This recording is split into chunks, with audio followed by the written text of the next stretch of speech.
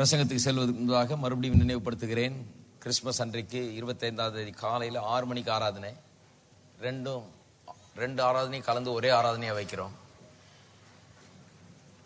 New year ஆராதனை 31ஆம் தேதி இரவு 10 மணிக்கு ஆரம்பிக்கிறது. 1 மணிக்குள்ள எல்லாம் முடிஞ்சிடும். 10 மணிக்கு ஆரம்பிக்கிறது, 1 மணிக்குள்ள ஆராதனை முடிந்துவிடும். அது மட்டுமல்ல, இந்த விசிடிஸ், சிடி, MP3 எல்லாம் இப்போ ரெடி ஆகி கொண்டிருக்கிறது. ஆகவே உங்களுக்கு வேண்டும் என்கிறவர்கள் இதெல்லாம் வாங்கி பயன்படுத்தலாம். இப்போ நல்ல புது கவர்லாம் போட்டிருக்கிறாங்க, படங்கடெல்லாம் போட்டு வாங்கி கொண்டு போய் வைத்துக் கொள்ளலாம், பயன்படுத்தலாம். சரி, கர்த்தருடைய வார்த்தைக்கு செல்வோம். சிறு பிள்ளைகள்லாம் எழுந்து அவருடைய ஆலயத்துக்கு செல்லலாம். எல்லாம் சின்ன பிள்ளைகளை அனுப்புங்க. சின்ன பிள்ளைகளை சிறுவர்களுடைய ஆராதனைக்கு அனுப்புங்கள். அது அவர்களுக்கு பிரயோஜனமாக இருக்கும். அங்கே பார்த்துக் கொள்வார்கள். உங்களுக்கும் கொஞ்சம் நிம்மதியாக இருக்கும். இங்கே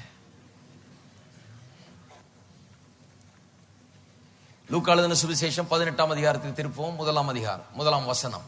லூக்கா 18:1.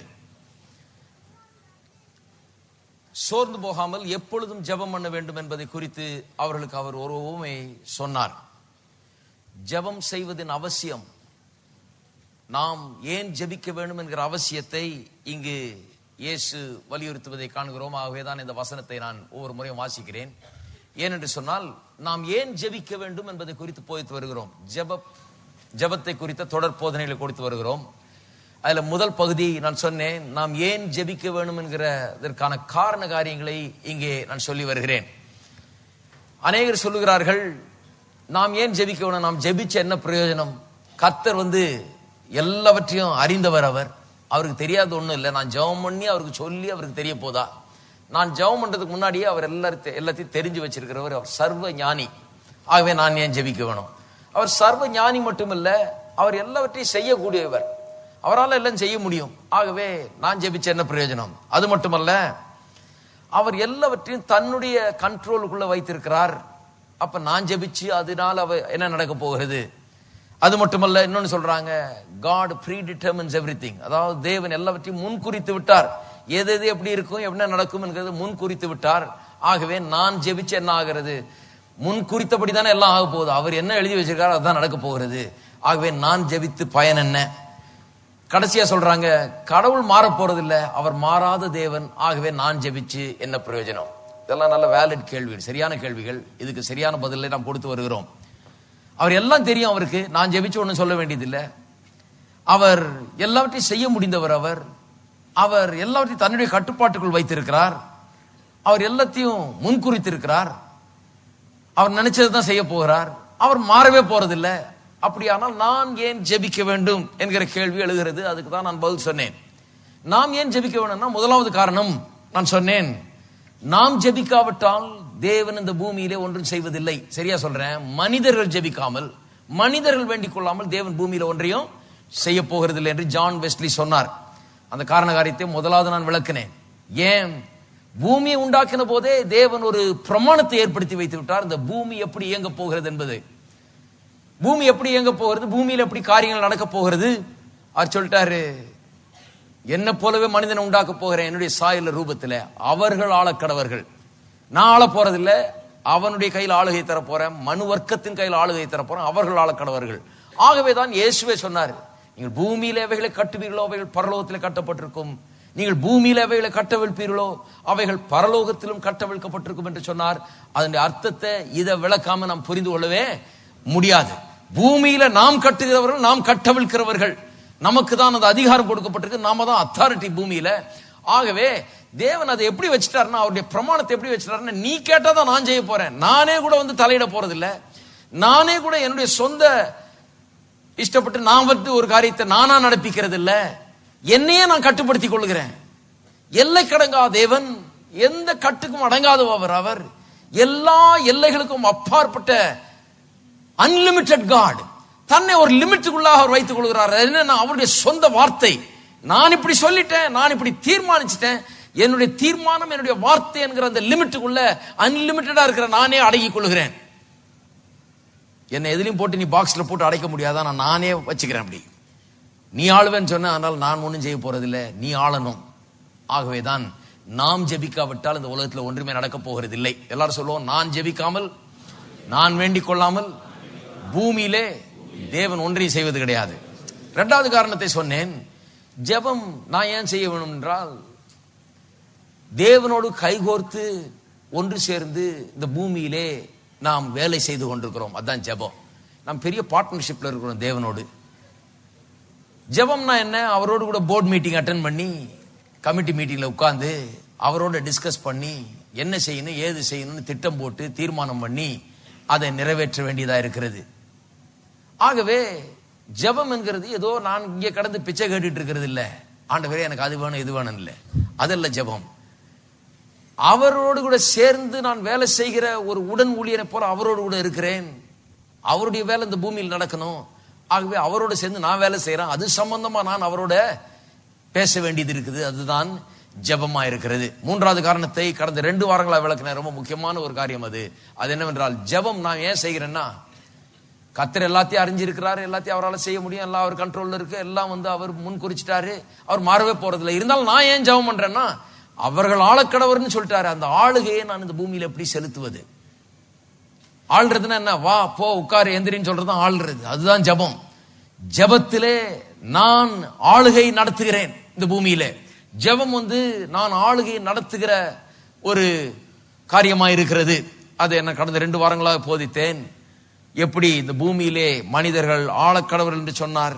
அந்த ஆளக்கடவர் என்ற அந்த தேவனுடைய தீர்மானத்தை ஜெபத்தின் மூலமாய் நாம் நிறைவேற்றுகிறோம். 4, இன்றைக்கு 4வது காரியத்தை சொல்ல போகிறேன். நன்றாக கவனிப்போம். 4வது காரணம் நாம் ஏன் ஜெபிக்க வேண்டும் என்பதற்காக. ஜெபிப்பதன் மூலமாக தேவனுடைய திட்டங்கள் நம்முடைய வாழ்க்கையிலே நிறைவேற்றப்படுகிறது. தேவனுடைய திட்டங்களும் தீர்மானங்களும் நம்முடைய வாழ்க்கையிலே நிறைவேற்றப்படுகிறது. இதை கொஞ்சம் விளக்க நான் விரும்புகிறேன். நான் ஏற்கனவே சொன்னேன், தேவன் சொல்லிட்டாரு நாம் ஆள கடவோம் என்று. அவர் ஆள போறதில்லை. ஆகவே தேவன் நம்மை இந்த விதத்தில் அவர் உட்கார வைத்திருக்கிறார், இந்த விதத்தில் நம்ம ஏற்படுத்தி வைத்திருக்கிறார். எந்த விதத்தில் சொன்னா, என்னை ஆசீர்வதிப்பதற்கு என்னுடைய அனுமதி தேவைப்படுகிறது தேவனுக்கு. என்னுடைய அனுமதி இல்லாம தேவனே என்னை ஆசீர்வதிக்க முடியாது. ஹலோ, இருக்கீங்களா? இதுக்கு தான் ஜெபம்.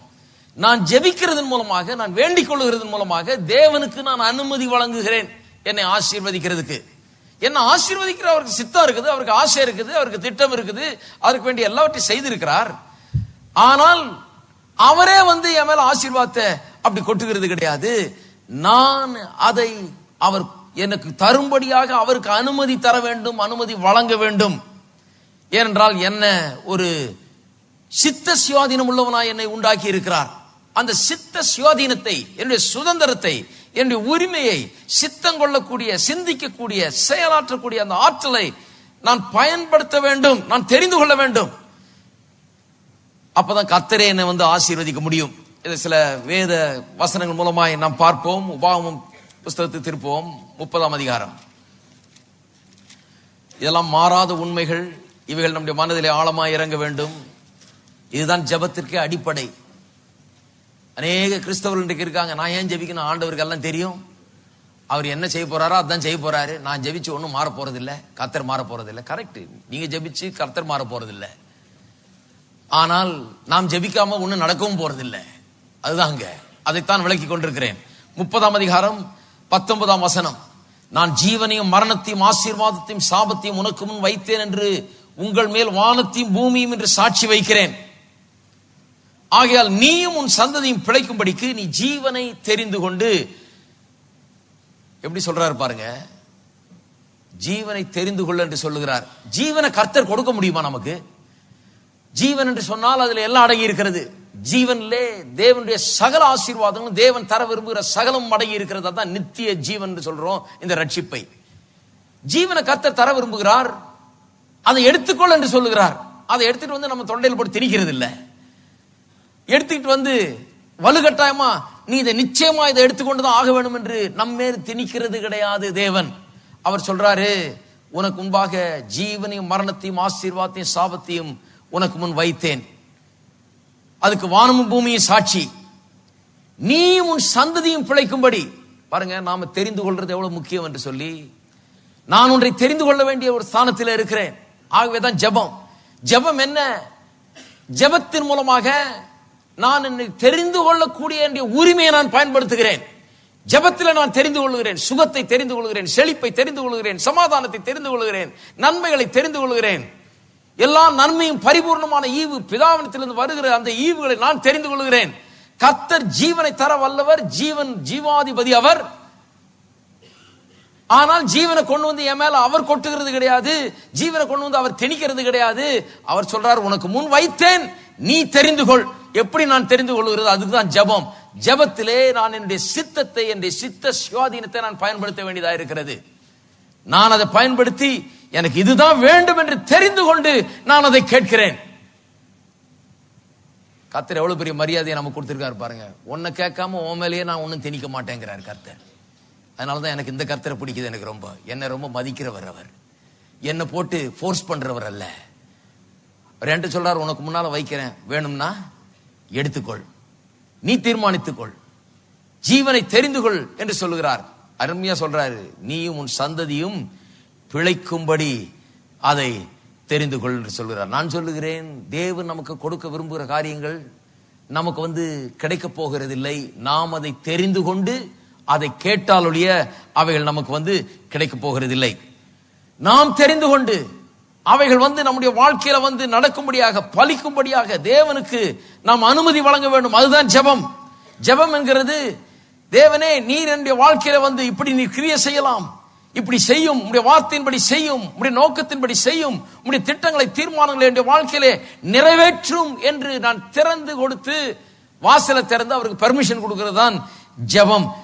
அவர் சொல்றார், உன் பர்மிஷன் இல்லாம நான் உன் வீட்டுக்குள்ள நுழைய மாட்டேன். இருக்கீங்களா?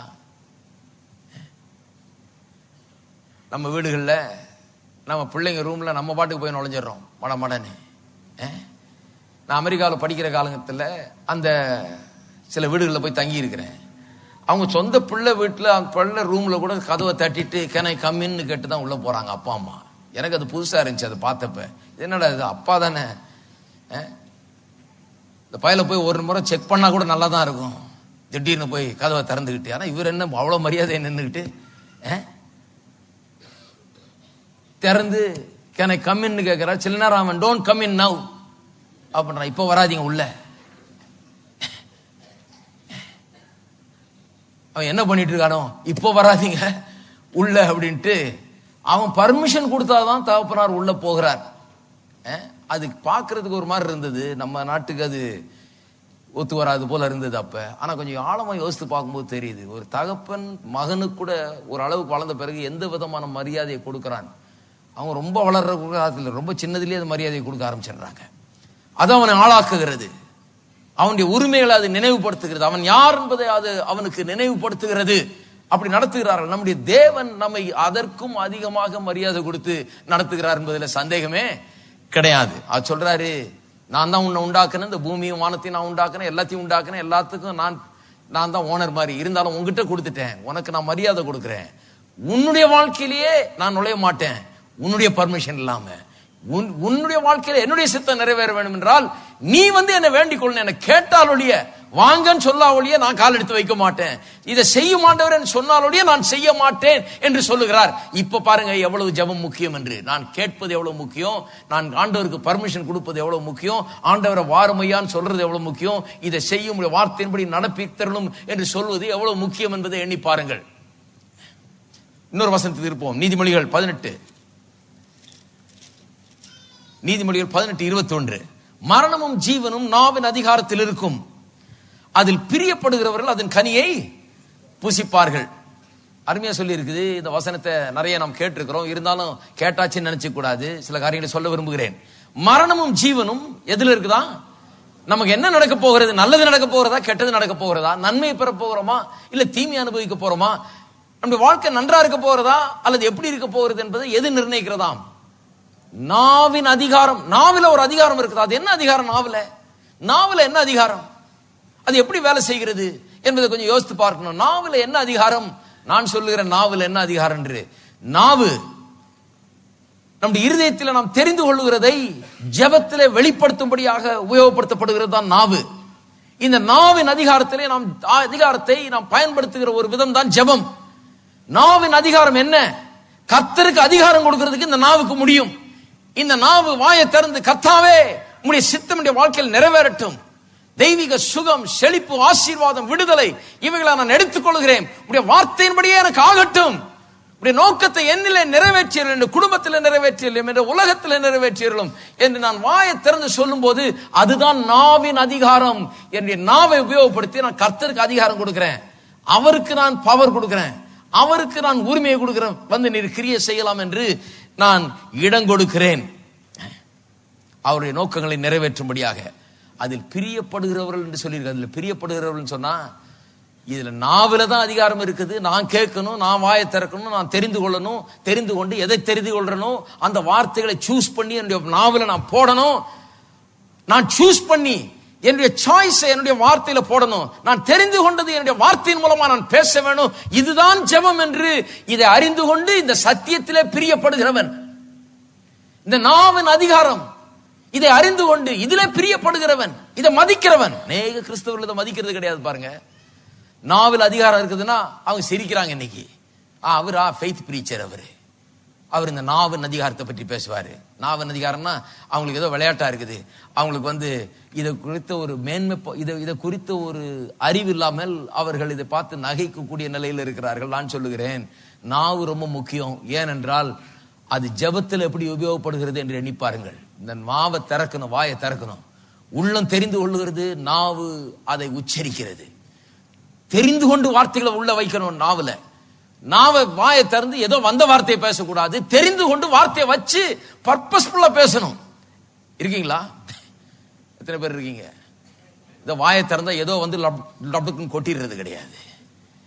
என்ன வைக்க போறோம் வாயிலன்னு முதல்ல தெரிந்து கொண்டு, முதல்ல வாயெல்லாம் கழுவி எடுத்துட்டு, பழசெல்லாம் எதிர்த்து எடுத்து நான் வாயில வைக்க போறேன்னு தீர்மானம் பண்ணி, வார்த்தைகளை சூஸ் பண்ணி, நம்முடைய லட்சியங்களை உருவாக்கி, உள்ளத்திலே எதை தெரிந்து கொள்றோம், நம்முடைய வாழ்க்கைக்கு எதை நாம் எடுத்துக்கொள்கிறோம் என்பதை தீர்மானம் பண்ணி, அந்த தீர்மானத்தை எடுத்து வார்த்தைகளை அதுக்கென்று சூஸ் பண்ணி, எதை நான் வாயில உச்சரிக்க போறேன் என்பதை சூஸ் பண்ணி நான் அந்த வார்த்தைகளை வைக்க வேண்டும் என்னுடைய நாவிலே. இதிலே பிரியப்படுகிறவன் அதன் கனியை பூசிப்பான். இருக்கீங்களா? ஆண்டவர் தேவன் ஏதேன் தோட்டத்தில் ஆதாமுக்கு அப்படியே செய்தார் பாருங்க. ஜீவனும் மரணமும் அங்க வைக்கப்பட்டிருக்கிறது. ஜீவ விருட்சத்தின் கனி இருந்தது, நன்மை தீமை அறியத்தக்க விருட்சத்தின் கனியும் இருந்தது. இதை புசித்தா சாவுன்னு சொன்னாரு, சாகவே சாவாயினாரு. அது ஜீவ விருட்சத்தின் கனி. அதை புசித்தா புசித்து புசித்து புசித்து நித்திய ஜீவனை அடைந்து அவன் என்றென்றைக்கும் வாழ முடியும். அது அப்பேற்பட்ட ஒரு கனி. ரெண்டுத்தையும் வச்சார ஒளிய, இதை புசின்னு சொல்லி அவனை போர்ஸ் பண்ணல. ஜீவ விருட்சத்தின் கனிய இல்ல, இதை புசிக்காதன்னு சொல்லி அவன் புசிக்க போனப்ப அவனை தடையும் பண்ணவில்லை. இருக்கீங்களா? இதை புசிக்க சொல்லி போர்ஸ் பண்ணவில்லை, அதை புசிக்காதுன்னு சொல்லி தடையும் பண்ணவில்லை. இதுதான் தேவன் மனுஷனுக்கு கொடுக்கிற மரியாதை. அப்ப நான் பொறுப்பு, நான் எதை தெரிந்து கொள்கிறேன் என்பது பொறுப்பு. நான் தெரிந்து கொள்ள வேண்டும், என்னுடைய வாழ்க்கைக்கு நான் பொறுப்பெடுக்க வேண்டும், நான் தெரிந்து கொள்ள வேண்டும். ஜீவனும் மரணம் எனக்கு முன்னால இருக்குது, எல்லாம் எனக்கு முன்னால வைக்கப்பட்டிருக்கிறது. ஆகவேதான் சத்திய வசனம் ரொம்ப முக்கியம், போதனைகள் ரொம்ப முக்கியம். எது சத்தியம், எது தேவனிடத்திலிருந்து வருகிறது என்பது எனக்கு புரிகிறது முக்கியம். ஏனென்றால் நான் தெரிந்து கொள்ள வேண்டும், தினந்தோறும் நான் தெரிந்து கொள்ள வேண்டும், நன்மையை தெரிந்து கொள்ள வேண்டும், வாழ்வை தெரிந்து கொள்ள வேண்டும், ஜீவனை தெரிந்து கொள்ள வேண்டும், சுகத்தை தெரிந்து கொள்ள வேண்டும். தெரிந்து கொண்டு அதை எடுத்து என்னுடைய வாயில வைக்க வேண்டும். ஜெபத்தின் மூலமாக தான் இந்த நாவின் அதிகாரத்தை உபயோகப்படுத்துகிறோம் என்பது திட்டவட்டமாக வேதத்தில் போதிக்கப்படுகிறது. மார்க் எழுதின சுவிசேஷம் 11ஆம் அதிகாரத்துக்கு திருப்போம். மார்க் 11:24 அது 23 வாசிக்கிறேன். எவனாகிலும் இந்த மலையை பார்த்து நீ பெயர்ந்து சமுத்திரத்தில் தள்ளுண்டு போ என்று சொல்லி தான் சொன்னபடியே நடக்கும் என்று தன் இருதயத்தில் சந்தேகப்படாமல் விசுவாசித்தால் அவன் சொன்னபடியே ஆகும் என்று மெய்யாகவே உங்களுக்கு சொல்லுகிறேன். அந்த வசனத்துல திரும்ப திரும்ப ஒரு வார்த்தை வருகிறது. நான் சொன்னேன், வேதத்தை வியாக்கியானம் பண்ணுகிறதுல ஒரு பெரிய ரூல் ஒன்று இருக்குது. அது என்னன்னா, ஒரு வசனத்தை வாசித்தா திரும்ப திரும்ப ஒரு வார்த்தை வந்துகிட்டே இருக்குதுனால அந்த வார்த்தையில் ஏதோ பெரிய விஷயம் அடங்கி இருக்குன்னு அர்த்தம். திரும்ப திரும்ப சும்மா வரல. அது இந்த வசனத்துல 3 தடவை சொல்லி சொன்னபடியே, சொல்லி சொன்னபடின்னு 3 தடவை வருது. விசுவாசிக்கிறத பற்றி ஒரு தடவை தான் வருது, சொல்றதை பற்றி 3 தடவை வருது. இந்த மலையை பார்த்து நீ பெயர்ந்து சமுத்திரத்திலே தள்ளுண்டு போட்டு சொல்லி, எல்லாம் சொல்லுங்க, சொல்லி. தன் இருதயத்திலே சந்தேகப்படாம தான் சொன்னபடியே, எல்லாம் சொல்லுங்க, சொன்னபடியே நடக்கும் என்று தன் இருதயத்தில் சந்தேகப்படாமல் விசுவாசித்தால், அங்க ஒரு இடம் தான் விசுவாசம் வருது. அவன் சொன்னபடியே, திரும்பவும் சொல்லுங்க, சொன்னபடியே ஆகும் என்று மெய்யாகவே உங்களுக்கு சொல்லுகிறேன். சொல்லி சொன்னபடியே 3 தடவை வாயை திறந்து பேசுறது பற்றி 3 தடவை இந்த ஒரு வசனத்துல வந்திருக்குது. நல்லா கவனிக்க வேண்டும். இத சொல்லிட்டு மலையை கூட பார்த்து சொல்லலாம், பேசலாம், சொன்னபடி ஆகும் என்று சொல்லுகிறார். சொல்லிட்டு அடுத்த வசனத்துல சொல்றாரு, ஆதலால் நீங்கள் ஜெபம் பண்ணும்போது. அப்ப மலையை பார்த்து பேசுறது எப்ப? ஜெபம் பண்ணும்போது. நாவின் அதிகாரத்தை உபயோகப்படுத்துகிறோம் மலைக்கு எதிராக, மலைகள் போன்ற பிரச்சனைகளுக்கு எதிராக உபயோகப்படுத்துகிறோம். நாவின் அதிகாரத்தை உபயோகப்படுத்துகிறோம். தேவனுக்கு வாசலை திறந்து விடுகிறோம், தேவனுக்கு பெர்மிஷன் கொடுக்கிறோம் நம்முடைய வாழ்க்கையில நுழைந்த அற்புதங்களை செய்யும்படியாக. ஆதலால் நீங்கள் ஜெபம் பண்ணும்போது எவைகளை கேட்டுக்கொள்வீர்களோ, பாருங்க, ஜெபம் பண்ணும்போது ஆண்டவரத்தில் கேட்டுக்கொள்கிறோம். எவைகளை கேட்டுக்கொள்வீர்களோ இங்க வருது. ஆங்கில வேதாந்தத்திலே ஒரு மொழிபெயர்ப்பு இப்படி சொல்லுகிறது, what things soever you desire. எல்லாரும் சொல்லுங்க, டிசையர். எவைகளை விரும்பி கேட்டுக்கொள்கிறீர்களோ அதுதான் கரெக்ட். இங்க விரும்பின்றதை விட்டுட்டாங்க. விரும்பி கேட்டுக்கொள்ள. கிறிஸ்தவ மார்க்கம் ஒரு விருப்பத்தின் மார்க்கம். கிறிஸ்தவ மார்க்கம் என்ன? ஒரு காரியத்தை விரும்ப வேண்டும், நாம் விரும்பி அதை தெரிந்து கொள்ள வேண்டும், சூஸ் பண்ண வேண்டும், நமக்கு இதுதான் வேணும் என்று தெரிந்து கொள்ள வேண்டும். வாழ்க்கை பூரா அதை நாம் செய்து கொண்டே இருக்க வேண்டும். அந்த விருப்பத்தை வார்த்தையின் மூலமாய் தெரியப்படுத்த வேண்டும். அப்ப வாயை திறந்து பேசும்போது எவைகளை விரும்பி கேட்டுக்கொள்கிறீர்களோ. அப்ப ஜெபம் என்ன? வாயை திறந்து நம்முடைய பிரச்சனையெல்லாம் பேசுறது கிடையாது. ஜெபம் என்றால் வாயை திறந்து நம்முடைய விருப்பத்தை பேசுகிறது. என்ன வேணுங்கிற விருப்பத்தை பேசுகிறது. நான் நிறைய முறை சொல்லி இருக்கிறேன், பசிக்குதுன்னு ரெஸ்டாரண்ட்ல போய் சொன்னா பிரச்சனை தீராது. இட்லி வேணுமா தோசை வேணுமா கரெக்டா சொல்லணும். பசிக்குதுன்னு அவனுக்கு தெரியும். உள்ள வந்து உட்கார்ந்து பசிக்காம எப்படி போய் உட்காருவீங்க? பசிக்குது, அதான் வந்து உட்கார்ந்து இருக்கிறீங்க. அங்க போய் பசிக்குதுன்னு புலம்பிக்கிட்டு இருக்க கூடாது.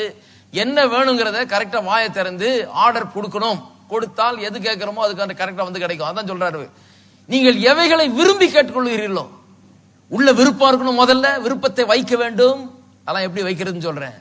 பிறகு அந்த வைத்த விருப்பத்தை வாயில கன்வெர்ட் பண்ணணும், கொண்டு வரணும் வார்த்தைகளாக. வார்த்தைகளை சூஸ் பண்ணிக்கொள்ள வேண்டும். எந்த வார்த்தையை நான் உபயோகப்படுத்த போறேன், எதை நான் தெரிந்து கொள்ள போறேன். கண்ட வார்த்தையை நான் பேச போறது இல்லை, என்னுடைய பிரச்சனைகள் பற்றி நான் புறம்ப போகிறது இல்லை, வார்த்தையை பேச போறேன் என்று சொல்லி அந்த வார்த்தைகளை வைத்து நான் பேச வேண்டும். தேவனுடைய வார்த்தையை நான் பேச வேண்டும், தேவனுடைய வாக்கு தத்தங்களை பேச வேண்டும், தேவனுடைய சித்தத்தை நான் பேச வேண்டும். தேவன் எனக்காக வைத்திருக்கிற விருப்பங்களை வேத வசனத்தின் மூலமா அறிந்து கொண்டு அதை நான் பேச வேணும். என் பிரச்சனையை பேசினா பிரச்சனை எல்லாம் பிசாசின் இடத்திலிருந்து வருகிறது. நான் பிசாசை மகிமைப்படுத்துகிறவன் ஆயிடுவேன், பிசாசின் வார்த்தைகளை பேசிக் கொண்டிருக்கிறவன் ஆயிடுவேன். பிரச்சனையில பேசினா தேவனிடத்திலிருந்து என்ன வருது? என்னுடைய பிரச்சனைக்கான பதில்கள் எல்லாம் தேவனுடைய வார்த்தையில் அடங்கி இருக்கிறது. ஆகவே என்னுடைய வாயை திறந்து தேவனுடைய வார்த்தையை பேசும்போது தேவனை மகிமைப்படுத்துகிறேன், ஜீவனை பேசுகிறேன், மரணத்தை வெளியேற்றுகிறேன், மரணத்தை நிராகரிக்கிறேன், ஜீவனை தெரிந்து கொள்கிறேன் நான்.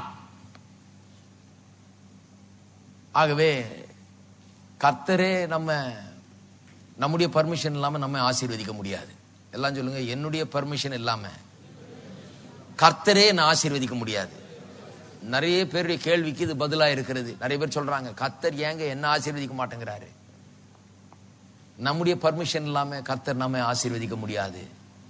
நம்முடைய பர்மிஷனுக்காக அவர் காத்து கொண்டிருக்கிறார். அவருடைய சித்தத்தை வெளிப்படுத்தி விட்டார், நோக்கத்தை வெளிப்படுத்தி விட்டார். அவர் செய்வேன்னு சொல்லி இருக்கிறாரு. 1008 காரியங்கள் வேத வசனத்தில் சொல்லப்பட்டிருக்கிறது. இதெல்லாம் உனக்கு செய்வேன், இதெல்லாம் நான் உனக்காக விரும்புகிறேன், இதனுடைய நோக்கம் என்பதை வெளிப்படுத்தி இருக்கிறார். வேத வசனம் அதுதான் சொல்லுகிறது. அதை நாம் வாசிக்க வேண்டும், எடுக்க வேண்டும், தியானிக்க வேண்டும், உள்ள வைக்க வேண்டும். உள்ள வைத்து இவைகளை நாம் நாட வேண்டும், இதில் கேட்க வேண்டும், இதை வேண்டிக் கொள்ள வேண்டும். இதை வேண்டிக் கொள்ளும் போது அவர் சொல்றாரு, சரி இப்ப நான் செய்யறேன், ஏனென்றால் என்னுடைய சித்தத்தை உன்னுடைய சித்தமாக்கி கொண்டாய், அதை நீ கேட்கிற, ஆகவே நான் அதை செய்ய போகிறேன்னு சொல்றார். பாருங்க, அடுத்தது முதல்ல என்ன, நமக்கு சித்த சுயாதீனம் கொடுக்கப்பட்டிருக்கிறவர்களாலே நம்முடைய பர்மிஷன் இல்லாம தேவன் நமக்கு ஒன்றுமே செய்ய முடியாது. இரண்டாவது, இந்த எந்த வரம்புக்கும் உட்படாத எல்லையற்ற கடவுள் தேவன், எல்லாவற்றையும் கடந்தவர், சர்வ வல்லவர். ஆங்கிலத்தில் சொல்றாங்க unlimited, transcendent and almighty God. அன்லிமிட்டட்னா எல்லையற்ற, எந்த விதமான வரம்பும் கிடையாது அவருக்கு. இது முடியாது, அது முடியாது, இவ்வளவு தூரம் தான், அதுக்கு மேல கிடையாது, அதெல்லாம் கிடையாது. அவருக்கு வரம்பே கிடையாது. எல்லையற்றவர் அவர், எல்லா எல்கைக்கும் அப்பாற்பட்டவர். அது மட்டுமல்ல, அவர் டிரான்செண்டன்ட்னா எல்லாவற்றையும் கடந்தவர். அதான் கடவுள்ன்றோம். எல்லாவற்றையும் கடந்தவர். எதுக்கும் அவர் உட்படுத்த முடியாது, போட்டு அடைக்க முடியாதவரை. இப்படித்தான் நீ பண்ணணும்னு சொல்லி அப்படி இப்படி பண்ண முடியாதவரை. எல்லாவற்றையும் கடந்தவர் அவர். எல்லா எல்கைக்கும் அப்பாற்பட்டவர், சர்வ வல்லவர் அவர். அப்பேற்பட்ட தேவன் எப்படி நம்முடைய ஜெபத்தை கேட்பார்? நிறைய பேர் நினைச்சிட்டு இருக்காங்க நம்ம நல்லா கண்ணீர் விட்டா கேட்பாருங்க. நான் சொல்ற மறுபடியும், அவர் எல்லையற்றவர், எந்த வரம்புக்கு உட்படாதவர். அவரை போட்டு நீங்க கேட்க வைக்க முடியாது. அவர் கேட்க மாட்டார். அவர் எல்லாவற்றையும் கடந்தவர். அவரை கேட்க வைக்கிறதுங்கிறது அப்படி நடக்காது. சிலர் நினைக்கிறாங்க மாம்சீகமா எதையாவது பண்ணி அழுது பிறண்டு உருண்டு குட்டிகரணம் போட்டு ஆண்டவரே அப்படின்னு போட்டு ஒரே சர்க்கஸ் பண்ணி அவருக்கு முன்னால என்னத்தையாவது பண்ணி அவருடைய அட்டென்ஷனை கிராப் பண்றதுக்கு. நான் நினைக்கிறேன் ஜனங்க நினைச்சுக்கிட்டாங்க அவர் ஏதோ இந்த அவங்க அப்பா அம்மா மாதிரி நினைச்சு. சின்ன பிள்ளைங்க பாருங்க, அவங்க அப்பா அம்மா அட்டென்ஷனை கிராப் பண்றதுக்கு, அட்டென்ஷனை வாங்குறதுக்கு, கவனத்தை ஈர்க்கிறதுக்கு கேட்டதை கொடுக்கலன்னா போட்டு குட்டிக்கரணம் போட்டு குதிச்சு அழுது ஓன்னு கீழே படுத்து புரண்டு எல்லாம் பண்ணு பாருங்க. சிலருடைய ஜபங்கள்லாம் அப்படிதான் இருக்குது. இருக்கீங்களா? சிலருடைய ஜபங்கள்லாம் இப்படியாவது கர்த்தர் கேட்பாரா? நான் சொல்றேன், அவர் வரம்புக்குட்படாத தேவன், எல்லையற்றவர், எல்லாவற்றையும் கடந்தவர், சர்வ வல்லமுள்ள தேவன். இந்த குட்டிகரணத்துக்கெல்லாம் அவர் இறங்கி வர்றதே கிடையாது. பிள்ளைகளுக்கு கூட குட்டிகரணம் போடும்போது ஒண்ணு தராதீங்கன்னு சொல்லி இருக்குது. அப்படிதான் போதிக்கிறாங்க. போடு நல்ல குட்டிகரணம், ஒண்ணு கத்துக்க. இது போடுறதுனால உனக்கு ஒண்ணும் கிடைக்காது. எந்திரிச்சு ஒழுங்கா உட்காந்தினாதான் கிடைக்குங்கிறத அவன் சின்ன வயசுலயே கத்துக்கணும். இல்லைன்னா அதே பழக்கம் ஆயிடும். ஒவ்வொரு முறையும் உளுந்து அருந்து அழுது பிறந்த ஒண்ணு கொடுத்துருவாங்க, தொல்லை தாங்காம கொடுத்துருவாங்கன்னு. கர்த்தர் நம்மளாவது தொல்லை தாங்காம கொடுத்துடுறோம். அவருக்கு தொல்லையே கிடையாது. அவர் பேசாம இருப்பார். நீ குட்டி கரணம் போட்டுக்க, நீ எவ்வளவு வேணா குட்டி கரணம் போட்டுக்க, நீ இது தொல்லையே. அவர் எல்லாவற்றையும் கடந்தவர், எல்லையற்றவர், சர்வ வல்லமுள்ள தேவன். நீ கடந்து போட்டுக்க, மன்றாடிட்டு கெட நீ போ அப்படின்னு பேசாம விட்டுருவாரு. இந்த எல்லையற்ற தேவன், எல்லாவற்றையும் கடந்த தேவன், சர்வ வல்லமுள்ள தேவன், இவருடைய கவனத்தை நான் இருக்க வேண்டும் என்றால், இவரை என் பக்கம் திரும்ப செய்ய வேண்டும் என்றால், இவர் நான் செய்கிற ஜெபத்தை கேட்க வேண்டும் என்றால், இந்த குட்டிக்காரனெல்லாம் போட்டு இந்த மாம்சீக முயற்சியில இறங்கினா நடக்காது. நான் ஒன்றை செய்ய வேண்டும். என்ன செய்ய வேண்டும்? அவருடைய வார்த்தை, அவருடைய வாக்குத்தத்தங்கள், அவருடைய நோக்கங்கள் என்னன்னு பார்த்துட்டு, ஆண்டவரே இப்படி சொல்லி இருக்கிறீரே, இப்படி வாக்கு பண்ணி இருக்கிறீரே, உங்களுடைய நோக்கத்தை இப்படி வெளிப்படுத்தி இருக்கிறீரே, நீ வாக்கு மாறாத தேவனாச்சே, இப்படி சொல்லி இருக்கிறபடினால் அப்படி செய்யும் என்று சொன்ன உடனே, அவர் எல்லையற்றவராய் இருந்தாலும், வரம்புக்கு உட்படாதவராய் இருந்தாலும், சர்வ வல்லமுள்ளவராய் இருந்தாலும், அவருடைய வார்த்தையை பற்றி நீங்க பேசுறதுபடினாலே, அவர் தம்முடைய எல்லா பிரஸ்தாபத்தை காட்டிலும் தம்முடைய வார்த்தையை மகிமைப்படுத்தினார் என்று எழுதியிருக்கிறபடினாலே, அவர் என்ன பண்றாரு? அவர் வானத்திலிருந்து பார்க்கிறார். அவர் சொல்ற, என் வார்த்தையை பேசுற நீ, என் வார்த்தையை தான் நான் மதிக்கிறேன். பரலோகம் என்னுடைய வார்த்தையை தான் மதிக்கிறது. வெள்ளியும் பொண்ணும் பரலோகத்துல பொண்ணு தரையில போட்டு நடக்கிறாங்க, அதை மதிக்கிறதே கிடையாது. ஹலோ, பரலோகம் என்னுடைய வார்த்தையை மதிக்கிறது. நானே என்னுடைய வார்த்தையை தான் மதிக்கிறேன். நான் வார்த்தையின் தேவன். ஆகவேதான் எல்லாவற்றை காட்டிலும் என்னுடைய வார்த்தையை நான் பிரஸ்தாபப்படுத்தி வைத்திருக்கிறேன், மேன்மைப்படுத்தி வைத்திருக்கிறேன். நீ என்னுடைய வார்த்தையை பேசுனா உன்னுடைய பக்கமாக நான் ஈர்க்கப்படுகிறேன். என்னுடைய கவனம் உன் பக்கம் திரும்புகிறது. எல்லையற்ற தேவனாயிருந்து எல்லா வரம்புக்கும் அப்பாற்பட்டவராயிருந்தாலும் என்னுடைய கவனம் எல்லாம் உன் பக்கம் திரும்புது. ஏன்னா என்னுடைய வார்த்தையை நீ நினைவுபடுத்துகிறாய், என்னுடைய வாக்கு தத்தத்தை நீ எடுத்துக்கொண்டாய், அதை விசுவாசித்து அதில் நின்று கொண்டிருக்கிறாய், அதுல என் கவனம் எல்லாம் உன்னிடத்துல திரும்புகிறது என்று சொல்கிறார். இருக்கீங்களா? அப்ப எப்படி எதை செஞ்சா கர்த்தருடைய கவனத்தை திருப்புறதுன்னு சரியா கத்துக்கணும். இந்த சர்க்கஸ் எல்லாம் பண்ணிட்டு இருக்க கூடாது. கர்த்தர்கிட்ட அழுது பரண்டு இப்படி செஞ்சா கேட்பாரு, அப்படி செஞ்சா கேட்பாரு. ஒருத்தர் சொல்ல, நான் விடுறது இல்லைங்க, கர்த்தர் செய்யாம நான் சாப்பிட மாட்டேன். நான் அப்படிப்பட்ட ஆளுலாம் பார்த்திருக்கேன். மரியாதையா பிறகு சாப்பிட ஆரம்பிச்சிடுறாங்க. அந்த மாதிரி உபவாசங்கள்லாம் கர்த்தர் கனம் பண்ணுகிறது கிடையாது. உபவாசத்துக்கு வேற முறை இருக்குது, சரியான உபவாசம், அதுதான் கரெக்ட். என்னுடைய தேவையை பார்த்து கர்த்தர் செய்ய மாட்டாரா? ஆகவேதான் என்னுடைய தேவையை வைத்து நான் கதறி கொண்டிருக்கிறேன். தேவையை பார்த்து அவர் உண்மையை செய்யறதே கிடையாது. சாரி, நான் மறுபடியும் சொல்றேன், உங்களுடைய தேவையை பார்த்து அவர் ஒன்றுமே செய்கிறது கிடையாது. இது ரொம்ப கிறிஸ்தவருடைய எல்லா எண்ணங்களுக்கும் ரொம்ப புறம்பா மாறானதா இருக்குது. கிறிஸ்தவருடைய பாப்புலர் ஒப்பீனியன் என்னன்னா, என்னுடைய தேவையை பார்த்து அதுக்கேற்ற மாதிரி கர்த்தர் செய்யறாரு. உங்களுடைய தேவையை பார்த்து அவர் ஒன்றும் செய்யறது இல்லை. உங்களுடைய தேவையை பார்த்து, உங்களுடைய பிரச்சனையை பார்த்து அவர் செய்யறவரா இருந்தா இன்னைக்கு ஒருத்தருக்கு கூட தேவை இருக்காது, ஒருத்தருக்கு கூட பிரச்சனை இருக்காது. ஆட்டோமேட்டிக்கா எல்லா தேவையும் சந்திக்கப்பட்டிருக்கும், ஆட்டோமேட்டிக்கா எல்லா பிரச்சனையும் தீர்ந்திருக்கும். ஏன்னா அவர் தான் தேவையை பார்த்து செய்யறவராச்சே, தேவையை பார்த்து கரெக்டா செஞ்சுட்டு போறார். நான் சொல்ல விட வேண்டியதில்லை, அவருக்கே தெரியும் தேவை, அவருக்கே தெரியும் என்ன பிரச்சனைன்னு. அவர் எல்லாத்தையும் சால்வ் பண்ணிட்டு போயிடுவாரு. தேவையை பார்த்து பிரச்சனையை பார்த்து செய்கிறது கிடையாது. அவர் எப்படி செய்கிறார்? அவருடைய வார்த்தையின்படி தான் செய்கிறார். இருக்கீங்களா? அவருடைய வார்த்தையின்படி தான் செய்கிறார். கவனிக்கிறீங்களா? இதை நாம் கற்றுக்கொள்ள வேண்டும். அப்ப எல்கையற்ற எல்லா வரம்புக்கும் எந்த வரம்புக்கு உட்படாத சர்வ வல்லமுள்ள தேவன், எல்லாவற்றையும் கடந்த கடவுள், அவர் தம்முடைய வார்த்தையை கனம் பண்ணி அதை மதிக்கிறார் என்று சொன்னால், சாதாரண மனுஷர்களாகிய நாம் அவர் மதிக்கிறதை மதிக்க கற்றுக்கொள்ளும் போது நாம் வாழ்க்கையிலே வெற்றி பெறுகிறோம். எபிரேயர்களது நிருபத்துக்கு திருப்போம். 6ஆம் அதிகாரத்தில் ஒரு அற்புதமான காரியத்தை வாசிக்கிறோம். எபிரேயர் 6:13 வசனத்திலிருந்து, ஆபிரகாமுக்கு தேவன் வாக்குத்தத்தம் பண்ணின போது, பாருங்க ஆபிரகாமுக்கு எப்படி வாக்குத்தத்தம் பண்ணாரு, எப்படி அதை உறுதிப்படுத்தினார்னு சொல்லி இருக்குது. ஆபிரகாமுக்கு தேவன் வாக்குத்தத்தம் பண்ணின போது ஆணையிடும்படி தம்மிலும் பெரியவர் ஒருவரும் இல்லாதபடினாலே தமது பேரிலே தானே ஆணையிட்டு, அதாவது அவனுக்கு வாக்குத்தத்தம் பண்ணின போது ஆணையிடுறதுக்கு அவரை விட பெரிய ஆள் யாரும் இல்லை. சத்தியம் பண்ணி கொடுக்கறதுக்கு யாராவது ஒரு பெரியவர் பேர்ல தான் சத்தியம் பண்ணி கொடுக்கணும். பெரியவர் யாரும் இல்லாதனால அவர் தம்முடைய பேர்லயே ஆணையிட்டு, நிச்சயமாக நான் உன்னை ஆசீர்வதிக்கவே ஆசீர்வதித்து உன்னை பெருகவே பெருக பண்ணுவேன் என்றார். அந்தபடியே அவன் பொறுமையாய் காத்திருந்து சொல்லிட்டாரு. அது நிறைவேற வரைக்கும் அவன் பொறுமையாய் காத்திருந்து வாக்குத்தத்தம் பண்ணப்பட்டதை பெற்றானா இல்லையா? பெற்றான். ஏன்னா அவர் வாக்குத்தத்தம் பண்ணாரு. வாக்குத்தத்தம் பண்ணப்பட்டது மட்டும் இல்லாமல் என்ன பண்ணாரு? அதை ஆணையிட்டும் கொடுத்தார். ஒரு பிராமிஸையும் பண்றாரு, அதுக்கு மேல ஒரு ஓத்தும் கொடுக்கிறாரு. ஒரு பிராமிஸும் பண்றாரு, அந்த பிராமிஸை கன்ஃபார்ம் பண்றதுக்காக ஒரு ஆணை, ஒரு சத்தியம் பண்ணி தர்றார், நான் செய்யவே செய்வேன் என்று சொல்லி. வாசிங்க 16ஆம் வசனம், மனுஷர் தங்களிலும் பெரியவர் பேரில் ஆணையிடுவார்கள், உறுதி பண்ணும்படிக்கு ஆணையிடுதலே சகல விவாதத்திற்கும் முடிவு. அதாவது சொன்னதை ஒரு ஆள் நிறைவேற்றுவானா நிறைவேற்ற மாட்டானா என்கிறத விவாதம் வரும்போது, நீ சொல்லியிருக்க 100 ரூபாய் தருவேன்னு சொல்லியிருக்க, செய்வியா செய்ய மாட்டியா அப்படின்னு அவன் சொல்றான், சத்தியமா நான் செய்வேங்க, இவர் மேல சத்தியமா சொல்றேன், அவர் மேல சத்தியமா சொல்றேன், செய்வேன். அப்ப அது என்ன ஆயிடுது? சகல விவாதத்திற்கும் அது என்ன போட்டுருது? முடிவை ஏற்படுத்தி விடுகிறது. சரி சத்தியமா செய்வேன்னு சொல்லிட்டு, அதனால விட்டுறேன் உன்னை, நீ செய்வேன். ஏன்னா நீ செய்வேன்னு சொன்னது மட்டும் இல்லாமல் சத்தியம் பண்ணி கொடுத்திருக்கிற. அந்த சத்தியமானது, அந்த ஆணையிடுதல் எல்லா விவாதத்துக்கும் ஒரு முடிவை கொண்டு வந்திருக்கிறது. நீ சொன்னபடி செய்வ, ஏன்னா சொன்னது மட்டும் இல்ல, சொன்னதை நிச்சயமா நிறைவேற்றுவேன்னு சத்தியமும் பண்ணி கொடுத்திருக்கிற. அதுதான் அதனுடைய அர்த்தம். மனுஷர் தங்களில் பெரியவர்களும் ஆணையிடுவார்கள், பெரியவர்கள் பேரில் ஆணையிடுவார்கள், உறுதி பண்ணும்படிக்கு ஆணையிடுதலே சகல விவாதத்திற்கு முடிவு.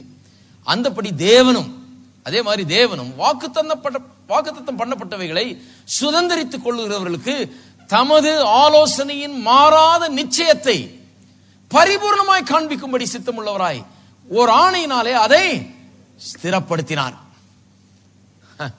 எப்படி சொல்லி இருக்கு பாருங்க. கர்த்தர் ஒரு வாக்குத்தத்தம் பண்ணார் ஆபிரகாமுக்கு. அவனுக்கு பண்ண வாக்குத்தத்தம் இல்லாது, அந்த வாக்குத்தத்தம் இப்ப நமக்கும் வந்து கிடைச்சிருக்கு தான் இயேசு கிறிஸ்துவின் மூலமாக. அப்ப அது நம்ம எல்லாருக்கும் பண்ண வாக்குத்தத்தம்.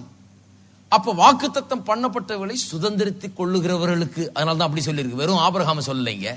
முதல்ல ஆபிரகாம் ஆரம்பிச்சு இப்ப வாக்குத்தத்தம் பண்ணப்பட்டவர்களை சுதந்திரித்துக் கொள்ளுகிறவர்கள் நம்ம எல்லாரும் புதிய ஏற்பாட்டு சபைகள் எழுதிட்டு இருக்கிறார். அவர் சுதந்திரித்துக் கொள்ளுகிறவர்களுக்கு தமது ஆலோசனையின் மாறாத நிச்சயத்தை காண்பிக்கும்படிக்கு, நான் சொன்னதை நிச்சயமா செய்வேன் என்று காண்பிக்கும்படி. என்னுடைய ஆலோசனை மாறாது, என்னுடைய வார்த்தை மாறாது, என்னுடைய வாக்குத்தத்தம் மாறாது.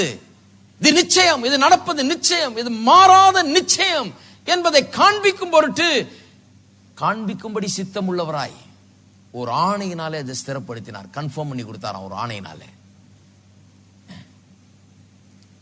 கர்த்தர் வாக்குத்தத்தம் பண்ணி இருக்கிறார், அதை நிறைவேற்றிய தீர்வென்று ஆணையினாலே வாக்குத்தத்தம் பண்ணி கொடுத்திருக்கிறார். நமக்கு முன் வைக்கப்பட்ட நம்பிக்கையை பற்றி கொள்ளும்படி அடைக்கலமாய் ஓடி வந்த நமக்கு 2 மாறாத விசேஷங்களினால் நிறைந்த ஆறுதல் உண்டாகும்படிக்கு எவ்வளவேனும் பொய் உரையாத தேவன் அப்படி செய்தார். கொஞ்சம் கூட பொய் சொல்ற ஆள் தான் எப்ப பார்த்தாலும் சத்தியம் பண்ணி கொடுத்துட்டு இருக்கணும். ஆனா கொஞ்சம் கூட பொய் சொல்லாத தேவன் நமக்கு ஒரு நிச்சயம் உண்டாகும்படி, அவர் வார்த்தையை சொன்னா அதை நிறைவேற்றுவார் என்கிற நிச்சயம் அவருக்கு நிச்சயம் இருக்குது. அவர் நிச்சயமா நிறைவேற்றுவார். அவர் ஆணையிட வேண்டியதே கிடையாது. ஆணையிடுறதே அவருக்கு பிடிக்காதுன்னு கேட்டா, இயேசு கிறிஸ்து தான் போதிக்கிறார். ஆணையிட வேணான்னு சொல்றாரு. ஆணையிடுறது அவர் பிடிக்காது. சொன்னபடி செய். என்ன ஆணையிடுறது? என்ன சத்தியம் போட்டு கொடுக்கறது? அதெல்லாம் தேவையே இல்லை. வார்த்தை எஸ்னா எஸ், நோன்னா நோன்னு இருக்கணும் அப்படின்னு போதிக்கிறார் அவர். இருந்தாலும் எனக்கு நிச்சயம் உண்டாகும்படியாக, நான் அதை நம்பும்படியாக, நான் அதை பற்றி கொள்ளும்படியாக, நான் அதை விசுவாசிக்கும்படியாக, அவர் சொன்னதை என்னுடைய வாழ்க்கையில் அவர் நிறைவேற்றுவார் என்பதை நான் நிச்சயமாய் அறிந்து கொள்ளும்படியாக, எனக்கு உதவி செய்யும்படியாக, எனக்கு அது மூலமாக நிறைந்த ஆறுதல் உண்டாகும்படியாக, தைரியம் உண்டாகும்படியாக, நிச்சயம் உண்டாகும்படியாக. பொய்யுரையாத தேவன், எவ்வளவு வேணும் பொய்யுரையாத தேவன், கொஞ்சம் கூட பொய் சொல்லாத தேவன் ஆணையிட்டு கொடுக்கிற வரைக்கும் போயிட்டாரு. ஏனென்றால் ஒரு காரியத்தை நாம் தெரிந்து கொள்ள வேண்டும் என்று விரும்புகிறார். கவனிக்க வேண்டும். அது என்ன? அவர் சொன்னால் அதை நிச்சயம் செய்வார்.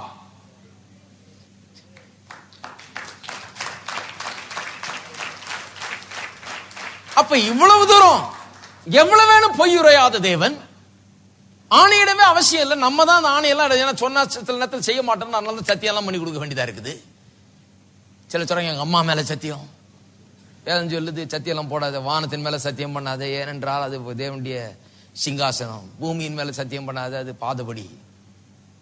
உன் தலையின் மேல சத்தியம் படாத, ஏன்னா இந்த முடிய கருப்பாக்கவோ வெள்ளை, ஒரு முடிய கூட கருப்பாக்கவோ வெள்ளையாக்கவோ உன்னால முடியாது. ஆனா கர்த்தர் சர்வ வல்லமையுள்ள தேவன், கருப்பாக்கவும் முடியும் வெள்ளையாக்கவும் முடியும். வானம் அவர் சிங்காசனம், பூமி அவருடைய பாதபடி. அப்பேற்பட்ட சர்வ வல்லமையுள்ள தேவன் சொன்னதை நிறைவேற்றக்கூடிய வல்லமை உள்ள தேவன். அவர் சொல்றாரு, நீ இதை நம்பணும். என்ன நம்பணும்? நான் சொன்னா நான் அதை நிச்சயம் செய்வேன். நீ அதை நம்பும்படியா, உனக்கு உதவும்படியாக, உனக்கு எப்போதும் அதிலே ஆறுதலை நீ காணும்படியாக, உனக்கு அது நிச்சயம் உண்டாகும்படியாக, இந்த மாறாத நிச்சயத்தை உனக்கு தரும்படியாக நான் இப்படி செய்கிறேன். ரெண்டு காரியத்தை பண்ணிருக்கேன். வாக்கு தத்தம் மட்டும் கொடுக்கல, அதை ஆணையிட்டும் கொடுத்திருக்கிறேன். நான் நிச்சயமாய் அதை நிறைவேற்றுவேன்னு சொல்ற. இவ்வளவு செய்த பிறகு தான் பாயிண்ட்.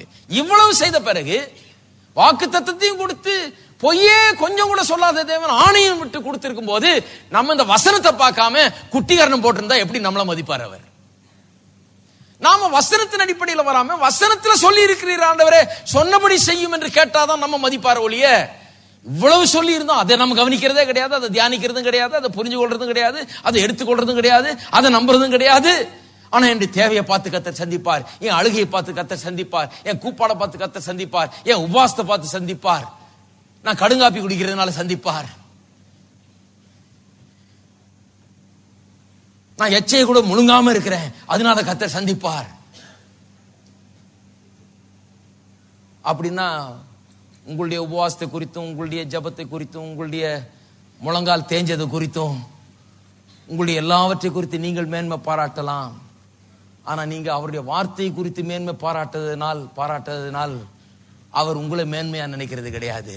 ஏனென்றால் அவர் வாக்கு தத்தம் பண்ணி ஆணையிட்டு கொடுத்த பிறகு அதை கொஞ்சம் கூட கவனிக்கல. நீங்க மற்றதெல்லாம் பெருசுப்படுத்திட்டு இருக்கீங்க. நீங்க எப்படி பண்ணா தருவார், அப்படி பண்ண, அது சரியே கிடையாது. இருக்கிறீங்களா? ஒரு மாறாத பிரமாணம் மாதிரி வைத்துட்டார் வாக்கு தத்தத்தை. பிரமாணம்னா என்ன? லா ஆஃப் கிராவிட்டின்னு ஒண்ணு இருக்கு. நான் சொன்னேன் இல்லையா, ஒரு சின்ன பிள்ளை போய் எல்ஐசி பில்டிங்ல இருந்து கீழே குதிச்சாலும் கால் ஒடியும். கால் மட்டும் உடையாது, எல்லா எலும்பும் உடைஞ்சிடும். இல்ல ஒரு பெரிய பலசாலி பயில்வான் போய் குதிச்சாலும் எலும்புகள் எதுவும் தேராது. எவ்வளவு வயசுன்றது பிரச்சனை இல்லை, எவ்வளவு ஆள் உருவம் பெருசுன்றது பிரச்சனை இல்லை, யாருன்னு பிரச்சனை இல்லை. லான்னு சொன்னா எல்லாருக்கும் அது கிரியை செய்யும், எப்போதும் அது கிரியை செய்யும்.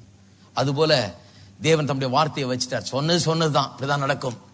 ராத்திரியா இருந்தாலும் நடக்கும், காலையா இருந்தாலும் நடக்கும், எப்படி இருந்தாலும் நடக்கும். ஆகவே அதை நாம் எண்ணி பார்க்க வேண்டும். இதுதான் நம்முடைய நம்பிக்கை, அதுதான் நம்முடைய மேன்மை பாராட்டுதல். கர்த்தருடைய வார்த்தையை தான் நாம் பற்றி கொண்டிருக்க வேண்டும். ஆகவேதான் ஜெபம் என்கிறது நம்முடைய பிரச்சனையை சொல்லி சொல்லி அழுகிறது கிடையாது. ஆண்டவரே ஆண்டவரே ஆண்டவரே, கர்த்தாவே கர்த்தாவேன்னு என்னுடைய வேதனையெல்லாம் சொல்லி ஆண்டவர்கிட்ட அழுதுட்டு இருக்கிறது ஜெபம் அல்ல. ஜெபம் என்கிறது கர்த்தருடைய சித்தத்தையும் நோக்கத்தையும் அவருடைய விருப்பத்தையும் தேவனுடைய வார்த்தையின் மூலமாய் தெரிந்து கொண்டு, இந்த மாறாத நிச்சயத்தை எனக்கு கொடுக்கும்படியாய் ஆணையிட்டு கொடுத்த தேவனை மதித்து, அவர் எவ்வளவு அன்பு வைத்திருந்தால்னா எனக்கு உதவி செய்யணும், எனக்கு நான் அதை நிச்சயமா நம்பணும்னு சொல்லி வாக்கு பண்ணி கொஞ்சம் கூட போய் உரையாத தேவன் அதை ஆணையிட்டும் கொடுத்திருப்பார் என்றால், அது என்னதான் அப்படி சொல்லியிருக்காரு அப்படின்னு நான் ஆராய வேண்டும். அதை ஆராய்ஞ்சு என்ன சொல்லி இருக்கிறாரோ அதை நான் அப்படி எடுத்துக்கொள்ள வேண்டும், அதை தியானிக்க வேண்டும், அதை என்னுடைய உள்ளத்தில் வைக்க வேண்டும், அதை என்னுடைய மனதில் வைக்க வேண்டும், அதை என்னுடைய வாயில வைக்க வேண்டும், அதை நான் பேச வேண்டும், அது பரலோகத்துக்கு எட்ட வேண்டும், பதில் வர வேண்டும், தேவனுக்கு மகிமை உண்டாக வேண்டும். இதுதான் ஜெபம். ப்ரிப்பரேஷன், ஜெபம் பண்றதுக்கு பண்ணுகிற ஆயத்தம் தான் ரொம்ப அதிகமாக ஒழிய ஜெபம் ரொம்ப குறைவு தான். ஜெபம் பண்றதுக்கு ஆயத்தம் ரொம்ப. இப்ப பாருங்க, ஒரு பாக்ஸர் சண்டை போட போறான்னா, சண்டை போறதுக்கு முன்னாலே எத்தனை 6 மாசம் அவன் போய் 6 மைல் ஓடிக்கிட்டு, ஒரு தடவை வந்து முகமது அலின்ற பாக்ஸர் பயிற்சி பண்றதை காமிச்சாங்க பாருங்க. ஒரு சண்டைக்கு முன்னால நான் பார்த்தேன், அவர் பயிற்சி பண்றதை காமிக்கிறாங்க. ஒரு 6 மாசமா இதுக்குன்னு ஒரு 10-20 பேரை சம்பளத்துக்கு வச்சுக்கிட்டு கூட ஓடுறதுக்கு ஒரு மலையை விலைக்கு வாங்கி போட்டு அந்த மலை மேல ஓடிட்டு கிடக்குறான். அந்த கூட ஆளுங்க ஓடுறாங்க, அப்பதான் அவங்க ஓட முடியும்ட்டு. அவங்க நல்ல பலசாலிகள் கூட ஓடிட்டு இருக்காங்க சம்பளம் ஓடுறதுக்கு. அப்புறம் வந்து அடிக்கிறதுக்கு சம்பளம், ரிங்கில் நின்று அடின்னு அடிச்சுக்கிட்டு இருக்காங்க சம்பளம். ட்ரெயினர் கூட இருக்கிற ஆளு இதுக்கெல்லாம் சம்பளம் கொடுத்து 6 மாசமா பயிற்சி. இது வந்து இதுல ஒன்றும் மெடல் கிடைக்கிறது இல்லை, இதுல ஒன்றும் கிடைக்கிறது இல்லை. ஆனால் பயிற்சின்னு பண்ணிட்டு இருந்து 6 மாசத்துக்கு பிறகு அப்புறம் தான் ரியலா ரிங்கில் ஏறி 50 கோடி ரூபாய் பரிசு பணத்துக்காக ஃபைட் பண்ணிட்டு இருக்கிறாங்க, யார் வின் பண்றதுன்னு. ஜெபம் அந்த மாதிரி தான். ஜெபம் பண்றதுக்கு முன்னாலே இருக்கிற ப்ரிப்பரேஷன் ரொம்ப அதிகம். ஒரு அத்லீட்டை பாருங்க, ஒரு ஸ்போர்ட்ஸ் மேனை பாருங்க, அவன் எவ்வளவு ப்ரிப்பேர் பண்றான்னு சொல்லி. அவன் என்னைக்கோ ஒரு நாள் ஓட போற அந்த ஓட்டத்துக்காக அவன் தினந்தோறும் ஓடிட்டு இருக்கிறான், தினந்தோறும் பெரிய முயற்சி எடுக்கிறான், பெரிய பிரயாசத்துல தினந்தோறும் இறங்குறான். தினந்தோறும் காலையில 4 மணிக்கு எந்திரிக்கிறான், 5 மணிக்கு எந்திரிக்கிறான், ஓடி போய் ஓடுறான். தினந்தோறும் அதுக்கு ஏகப்பட்ட பிரயாசத்தை அவன் செலவழிக்கிறான், தன்னுடைய மனதை அதில் செலுத்துகிறான், அதே எண்ணமாய் இருக்கிறான். தன்னுடைய உடலை அதுக்கென்று ஆயத்தப்படுத்துகிறான், மனதை அதுக்கென்று ஆயத்தப்படுத்துகிறான். நான் சொல்லுகிறேன், ஜெபம் அதை விட வித்தியாசமானது கிடையாது. ஜெபத்தில் ஆயத்தம் ரொம்ப முக்கியம். பாருங்க, சும்மா திடுப்புன்னு போய் அப்படியே நான் சொல்ற மாதிரி குட்டிக்காரனை போட்டு ஆண்டவரே நான் தரலனா விட மாட்டேனாக்கும், என் கண்ணீரை நீர் எண்ணிக்கும், ஆண்டவரே இதோ பாட்டில் பிடிச்சி தர்றேன் அப்படின்றது சொல்றது பிரயோஜனம் கிடையாது. கர்த்தர் சொல்றாரு, முதல்ல என்னுடைய வார்த்தையை நீ தியானம் பண்ணு. வாக்கு தத்தம் பண்ணி ஆணையிட்டு கொடுத்திருக்கிறேன், நான் பொய்யுரையாத தேவன், நீ புரிஞ்சுக்கணும், நீ நம்பணும், உனக்கு அது மாறாத நிச்சயம் உண்டாக்கணும். அதுக்காக நான் சொல்லி இருக்கிறேன். அதை கொஞ்சம் எண்ணிப்பார், என்னுடைய அன்பை நீ எண்ணிப்பார், உனக்கு என்ன செய்ய வேண்டும் என்று சொல்லி இருக்கிறேன், அதை நீ யோசிச்சு பார், இதை தியானித்து பார். அப்படின்னா இப்ப என்ன பண்ண வேண்டும்?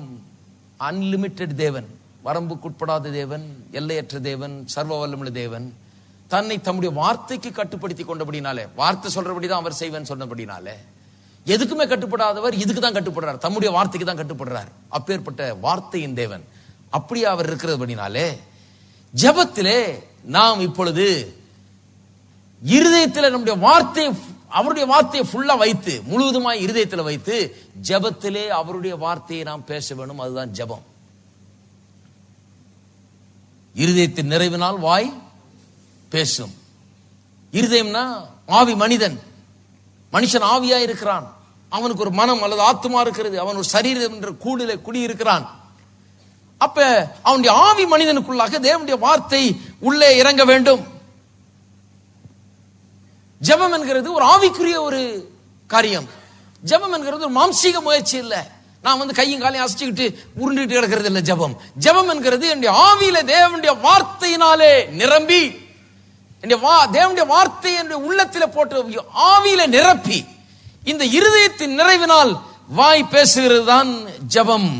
அது தேவனை என் பக்கமாக தேவனுடைய கவனத்தை இழுக்கிறது. எப்படி இருதயத்தில் வைக்கிறது, ஆவியில வைக்கிறது தேவனுடைய வார்த்தையை.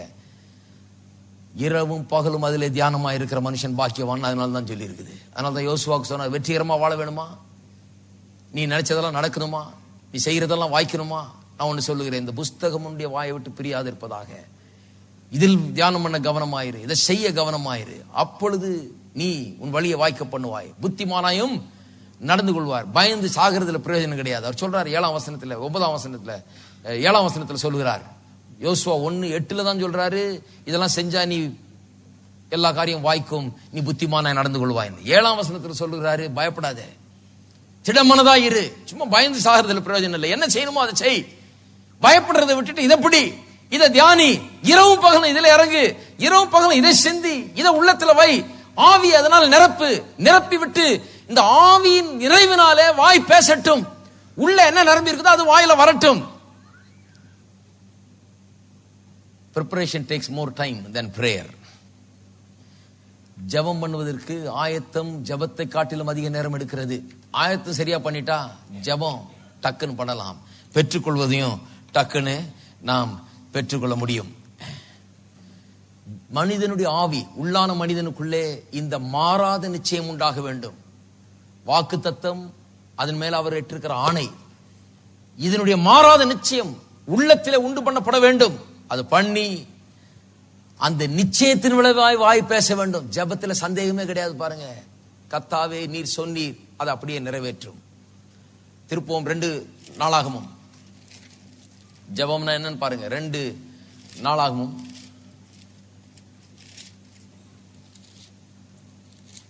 6:17.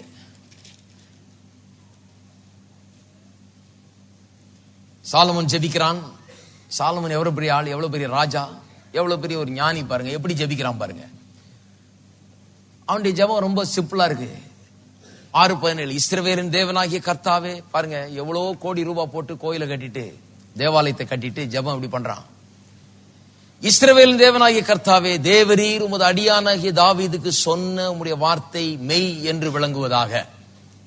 ஹலோ, எங்க அப்பனுக்கு சொன்னது மெய்ன்னு ப்ரூவ் பண்ணி காமிச்சிருந்தா போதும், அவ்வளவுதான் ஜெபமே. என்னுடைய தகப்பனுக்கு நீ சொன்ன காரியத்தை மெய் என்று நீ நிரூபித்து காண்பித்துற ஆண்டவரே. எனக்கு வேற ஒண்ணும் வேணாம், நான் அதையும் நீ கேட்கல. நீர் வாக்குத்தத்தம் பண்ணினதை, ஆணையிட்டு கொடுத்ததை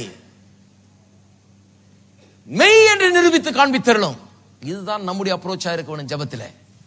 நீ சொன்னதை எனக்கு செய்யும் ஆண்டவரே, நீர் இப்படி சொல்லி இருக்கிறீர், எனக்கு செய்யும். உடைய வார்த்தை மெய் என்று நிரூபிக்கும். ஜெபம்ங்கிறது நாம் போட்டு பிறண்டு கிடந்து அவர்கிட்ட கேட்டு அப்படியே அவர் கையை முறுக்கி அவரை செய்ய வைப்பதல்ல. அவருடைய வார்த்தை மெய் என்று என்னுடைய வாழ்க்கையில நிரூபிப்பதுதான் ஜெபம். இருக்கீங்களா? அப்ப நான் என்னத்தையோ பேசிட்டு இருக்கிறது ஜெபம் அல்ல. அவருடைய வார்த்தையை பேசும்போதுதான் அவருடைய வார்த்தை மெய் என்று என்னுடைய வாழ்க்கையில் அவர் நிரூபிக்க ஆரம்பிக்கிறார். அப்ப எப்படி ஜெபம் பண்ண வேணும், எல்லா காரியங்களுக்காக எப்படி ஜெபம் பண்ண வேணும்னு துரிதமா கடகடன் பார்ப்போம். சில காரியங்கள்லாம் உங்களுக்கு தெரியும் எப்படி ஜெபம் பண்ண வேணும்னு. ஆனாலும் நினைவுபடுத்துகிறேன் நான் எப்படி ஜெபிக்க வேண்டும்.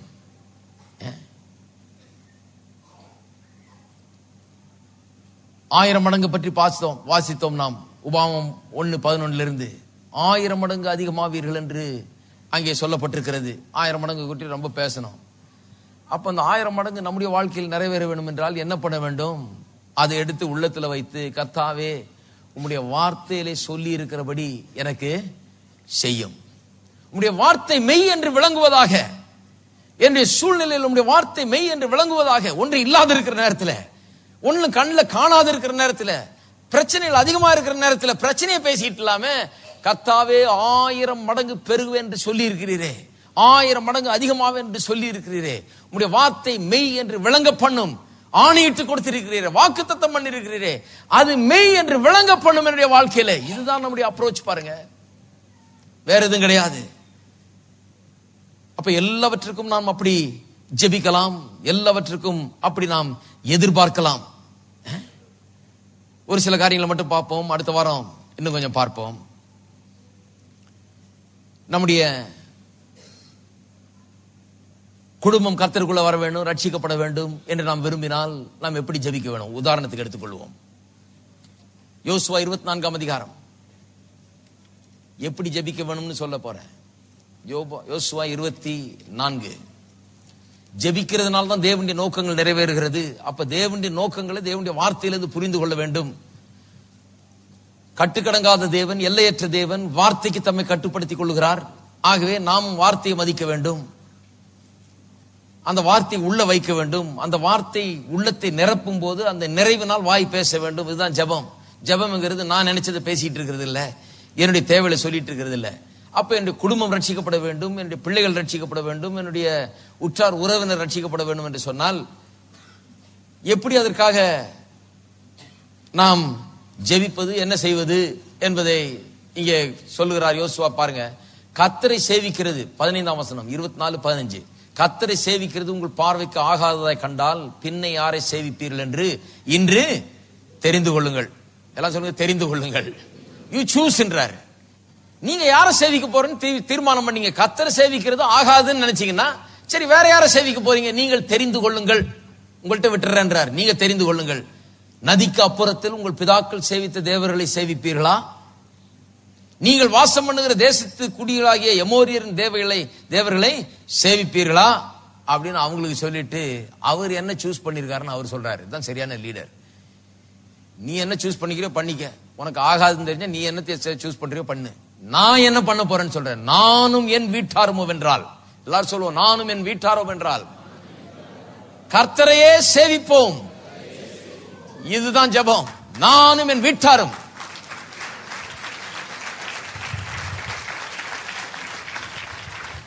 நான் தீர்மானம் பண்ணிவிட்டேன், நானும் என் வீட்டாரும் வென்றால் கர்த்தரையே சேவிப்போம். இதுதான் ஜெபம். வாயை திறந்து அதை பேசுங்கள்.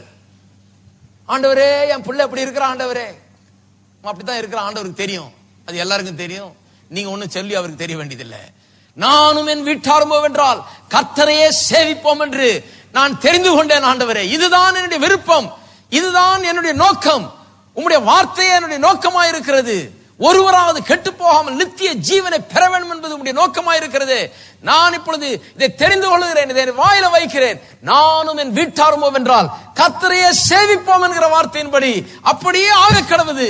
இந்த வார்த்தைகள் மெய் என்று என்னுடைய குடும்பத்தில், என்னுடைய வாழ்க்கையிலே நிரூபித்தருளும். இருக்கீங்களா? சும்மா வளவள கொல கொலன்னு பேசிட்டு இருக்க கூடாது. அவனை பாராண்டவரே, அவனை ஒரு காலை ஒடிச்சிருனா அவன் நல்லா அவன் ஆண்டவரே, அவனை தடுத்து நிறுத்த ஆண்டவரே.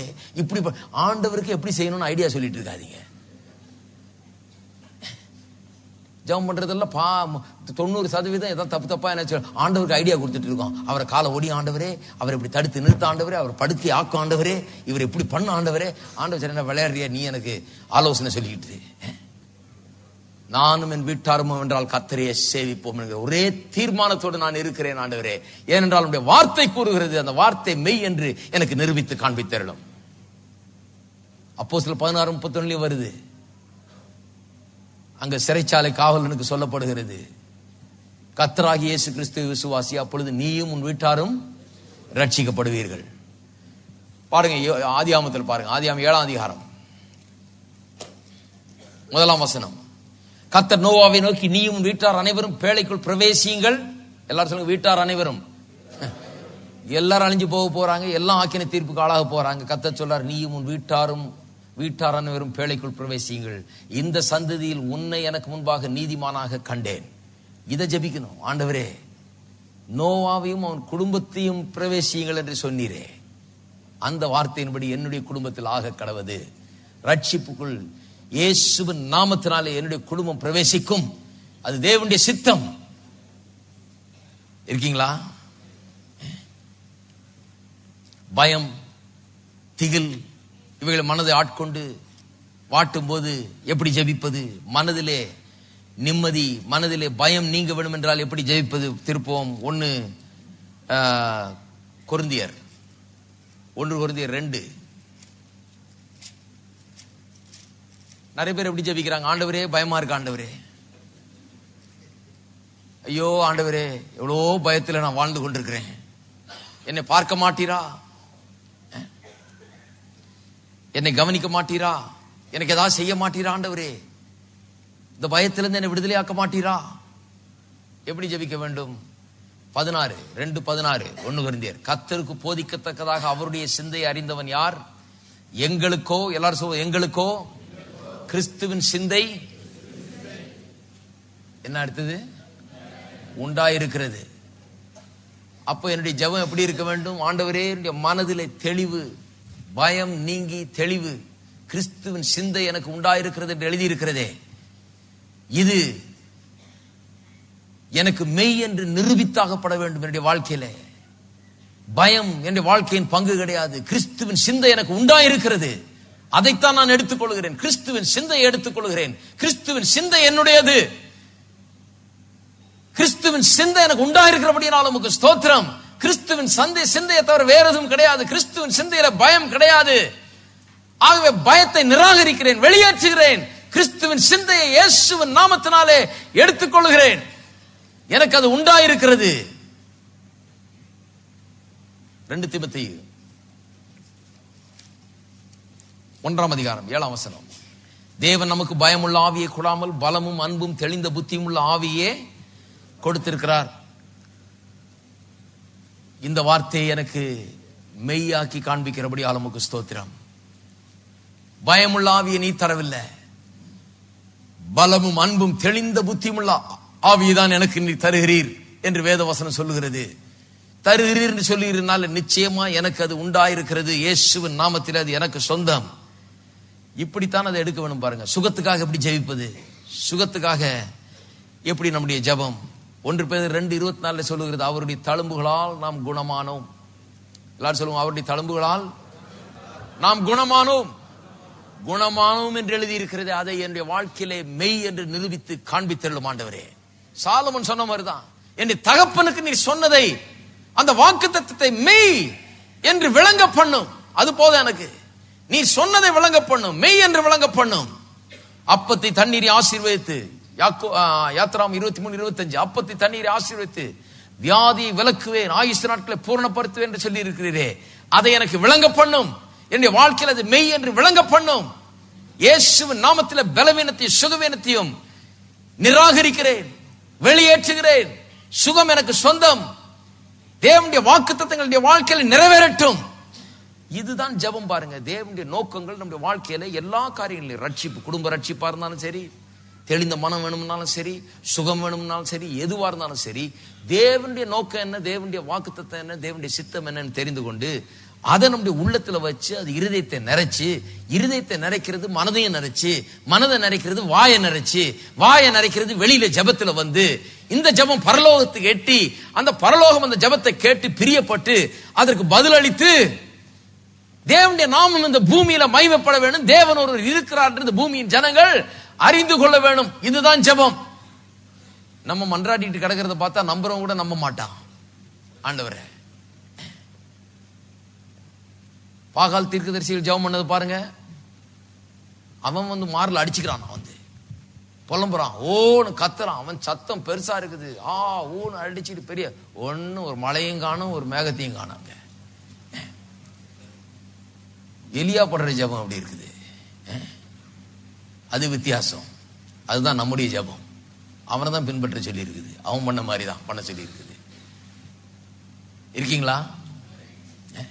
நிறைய பேர் பாகால் தீர்க்கதரிசிகம் பண்ற மாதிரி ஜெபம் பண்ணிட்டு இருக்கிறாங்க. ஆண்டவர்கிட்ட மார்ல அடிச்சுக்கிட்டு, ஆண்டவர்கிட்ட புலம்பிக்கிட்டு, இவர் வந்து செத்த தேவன் இல்ல. அதான் எலியா கேட்கிறான், லீவ்ல போயிட்டாரா, அவர் காது கேட்கலையா, கேட்க கேட்க பேசாம இருக்காரு, என்னைய அப்படி கேட்டுட்டு இருக்கிற, உங்க தேவன் இருக்கதான் செய்யறாரா, கேட்கதான் செய்யறாரா, அவருக்கு உயிர் இருக்குதா அப்படின்னு அவன் கிண்டல் பண்றான். ஏனென்றால் அவனுக்கு இவனுடைய தேவன் ஜீவனுள்ள தேவன், இப்படியெல்லாம் நான் பண்ண வேண்டியது இல்லை என்கிற நிச்சயம் அவனுக்குள்ள இருக்குது. என்னுடைய தேவன் சொன்னார், அதனால நான் கேட்கிறேன், மழை நிச்சயமா வரும். தேவன் சொன்னார் போய் மழை வராதுன்னு சொன்னார், சொல்லிட்டேன், மழை நின்று போச்சு. இப்ப சொல்றாரு போய் மழை வரும்னு சொல்றாரு, நான் சொல்லிட்டேன், இப்ப நிச்சயமா மழை வரும். அது அவருடைய நோக்கம். சுகம் தேவனுடைய நோக்கம். என்னுடைய குடும்பம் ரட்சிக்கப்பட வேண்டும் என்பது தேவனுடைய நோக்கம். எனக்கு தெளிந்த மனது உண்டாயிருக்க வேண்டும் என்பது தேவனுடைய நோக்கம். இன்னும் ஒண்ணு பார்ப்போம், செழிப்பு. நீதி உபாகமம் திருப்போம், உபாகமம் 28ஆம் அதிகாரம் 28:12. ஏற்ற காலத்திலே உன் தேசத்திலே மழை பெய்யவும், எல்லாரும் ஒரு ஆமென் சொல்லுங்க.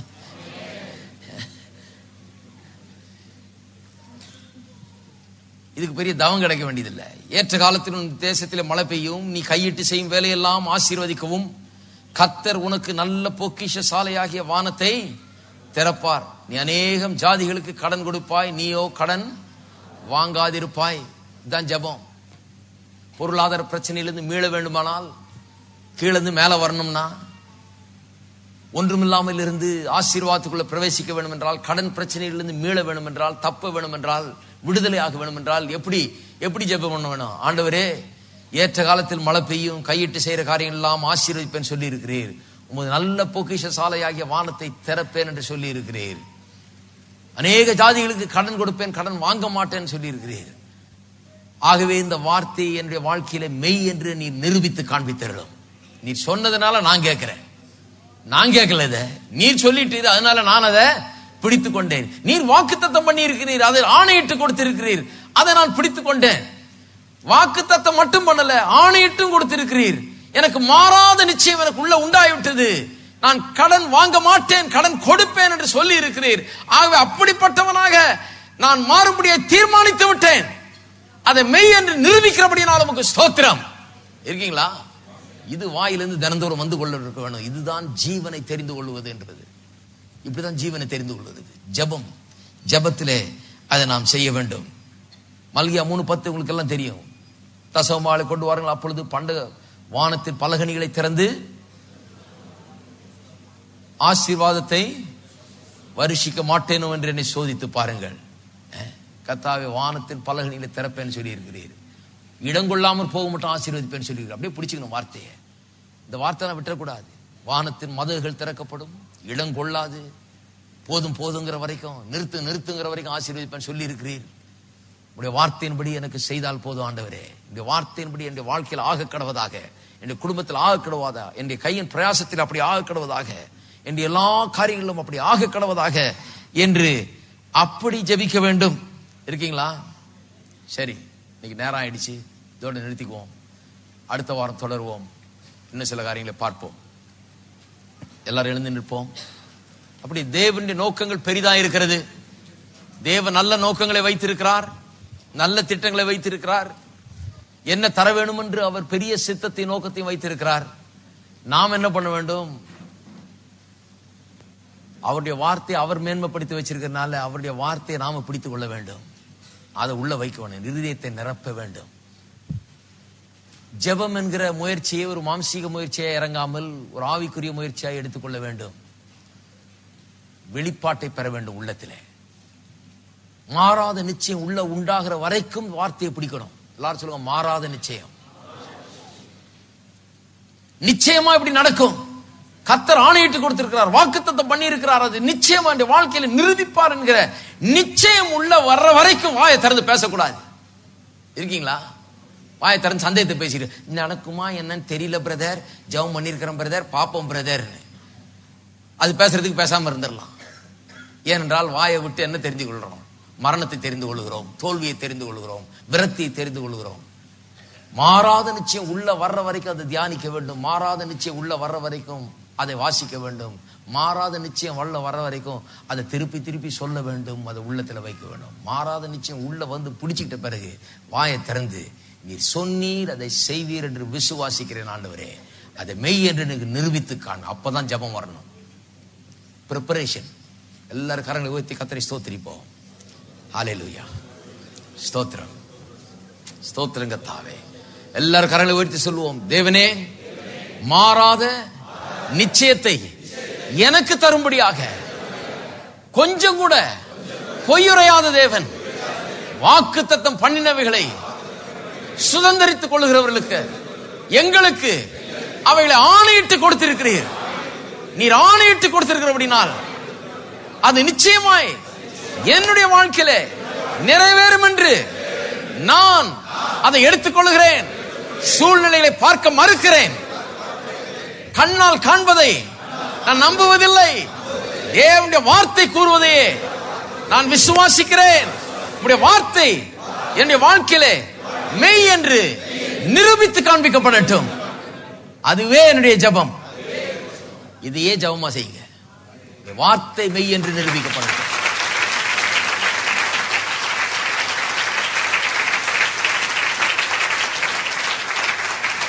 வார்த்தை வார்த்தை வார்த்தைன்னு பேசும்போது பரலோகம் வந்து அப்படியே எல்லா அட்டென்ஷனும் இங்கே தான் இருக்குது. ஏன்னா கர்த்தருடைய வார்த்தை மேன்மையாய் வைக்கப்பட்டிருக்கிறது. வார்த்தை வார்த்தை வாயிலிருந்து வந்துகிட்டு இருந்ததுன்னா தேவனும் பரலோகம் அதுக்கு மிகப்பெரிய மரியாதையை கொடுக்கிறார்கள் என்பதை மறந்து போகக்கூடாது. வாயிலிருந்து வார்த்தை வந்துகிட்டே இருக்கட்டும், சந்தேகம் வரக்கூடாது. சந்தேகம் வரனா பேசாம இருங்க. சந்தேகத்தை பேசுறதுக்கு ஜெபம் பண்ணாம இருக்கிறது பெட்டர். உள்ளத்தை நிரப்புங்கள். இருதயத்துல நிரம்புறது தான் வாயில வரும், வாயில நிரம்புறது தான் ஜெபத்துல வரும், ஜெபத்துல வர்றது தான் வாழ்க்கையில வரும். ஆமென். ஸ்தோத்திரம். ஜெபிப்போம். ஸ்தோத்திரம்.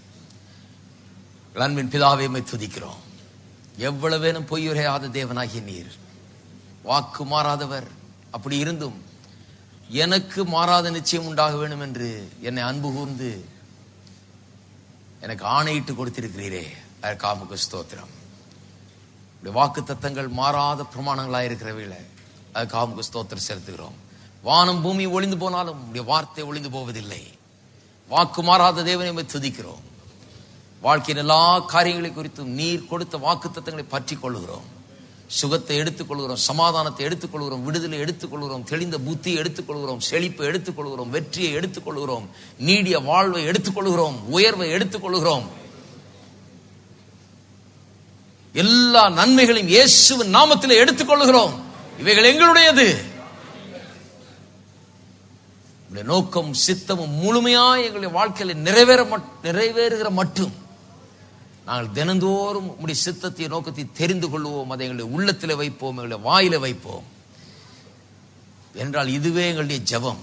உம்முடைய நோக்கங்கள், உம்முடைய சித்தம் பரலோகத்தில் செய்யப்படுகிறது போல பூமியில என்னுடைய வாழ்க்கையில செய்யப்பட வேண்டும். இங்க இருக்கிற ஒவ்வொரு குடும்பத்திலையும் செய்யப்பட வேண்டும். அப்படியே செய்கிறபடியால் உமக்கு ஸ்தோத்திரம் கர்த்தாவே. ஆணையிட்டு கொடுத்ததை நிறைவேற்றுகிறபடியால் உமக்கு ஸ்தோத்திரம். அதன்படி எல்லா தேவைகளை சந்திக்கிறபடியால் உமக்கு ஸ்தோத்திரம். அதன்படி எல்லா பிரச்சனைகளையும் நீர்த்திக்கிறபடியால் உமக்கு ஸ்தோத்திரம். வார்த்தையின்படி எல்லாவற்றை செய்கிறபடியால் உமக்கு ஸ்தோத்திரம். உமக்கே கனமகிமை துதி யாவற்றை செலுத்துகிறோம். இயேசுவின் நாமத்திலே ஜெபிக்கிறோம். நம்முடைய கர்த்தராகிய இயேசு கிறிஸ்துவின் கிருபையும் பிதாவாகிய தேவனுடைய அன்பும் பரிசுத்த ஆவியானவருடைய ஐக்கியம் நம் அனைவரோடும் இன்றைக்கும் என்றைக்கும் இருப்பதாக. ஆமென்.